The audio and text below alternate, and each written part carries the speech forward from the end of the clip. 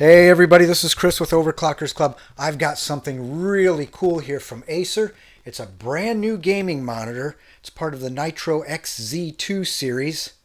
I cannot wait to get this thing out of the box. So let's go ahead and get it out of the box.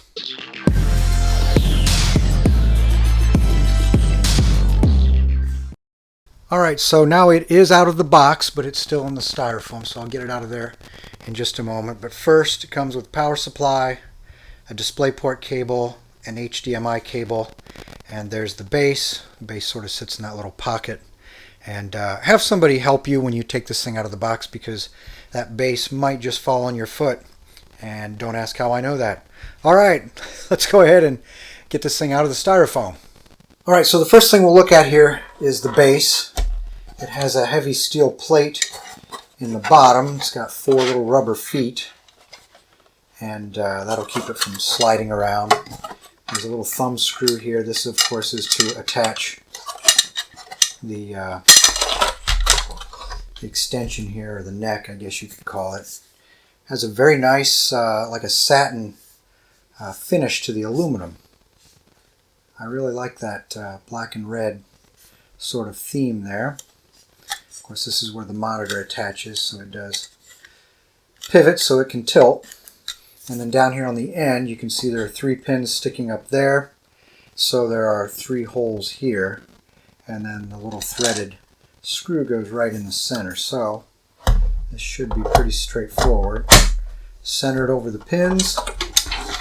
And then we tighten the center fastener up.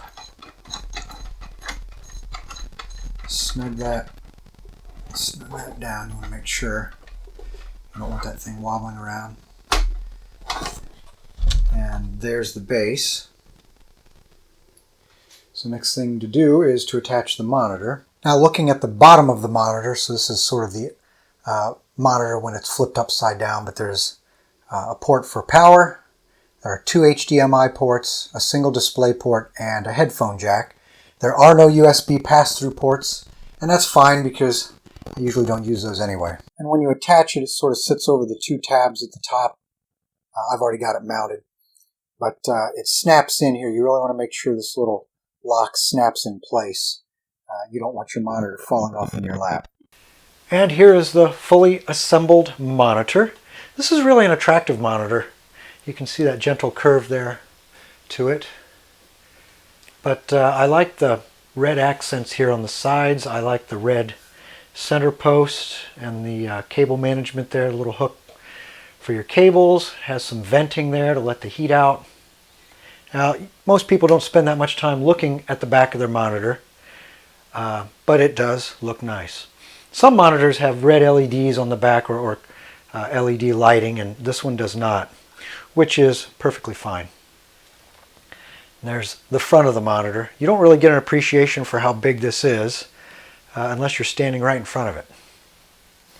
And down under the right front is the little joystick here, a little button that you can move around to adjust it when the on-screen display is on. But if you push it, a little blue LED comes on, and then there's your splash screen, and then it starts looking for inputs. But I don't have it plugged into anything, so that's what it looks like.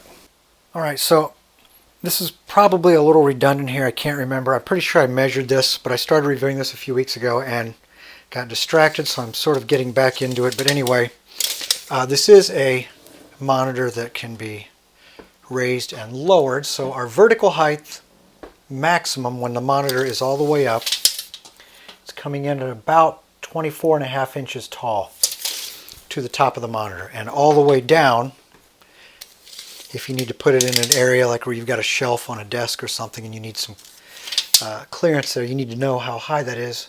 We're at about 18.5 inches to the top. Alright, so looking at the monitor controls, at the bottom right here you'll see a little blue dot. That means the monitor is on and you've got a signal. If it's red, that means you're not getting a signal, something's not hooked up or connected properly. So that's what that little indicator does.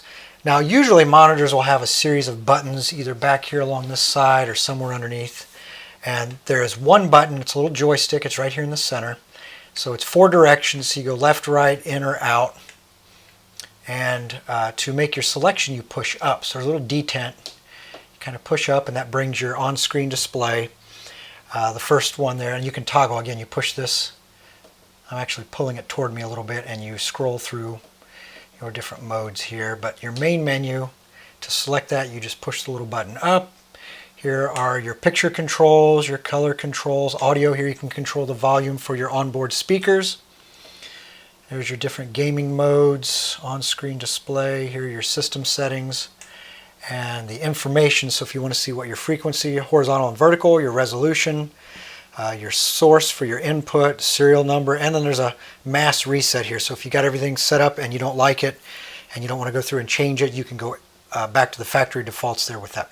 Now, as you can see, the on-screen display, if there's no activity, it goes off on its own. If you want to turn the monitor completely off, you just push up and hold this for a few seconds, and the monitor is off. And then to turn it back on, you just push this, and the monitor comes back on. Takes a couple moments there, but it does come back on. All right, so here's one of my old standard favorites. I know it's old technology here as far as games, but it's been one of my go-to games for years since it came out. This is Titanfall 2. The gameplay is just buttery smooth on this thing. Now, I know I'm recording the video from a camera, so it's hard to really show exactly how well it works while I get myself killed here. The speakers, they're not too bad. They get the job done. Usually if you're going to be playing games, though, most people are probably going to have a good set of gaming headphones to go along. But so far, I have seen nothing that I really didn't like with this monitor. From a gaming perspective, content creation, 32 inches is a pretty good size workspace. And you can really get a lot more done when you don't have to move between multiple monitors or close windows or shift them around all the time because you need the workspace. But again, buttery smooth gameplay, which is to be expected, whether you're running at 144 Hertz or the overdrive of 165 Hertz. Still loads of fun. Once you play on a gaming monitor like this, it is hard to go back to anything else. I can tell you that.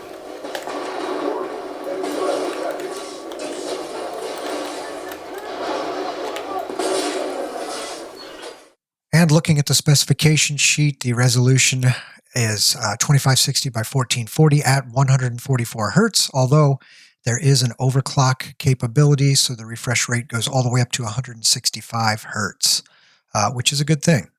And looking over at the next column, what's interesting there is it shows a display port, and there is a display port. However, there are also 2 HDMI ports, and for whatever reason, they don't show up on this list. All right, so overall, I'm very impressed with this monitor. Whoop, tries to go to sleep on me there.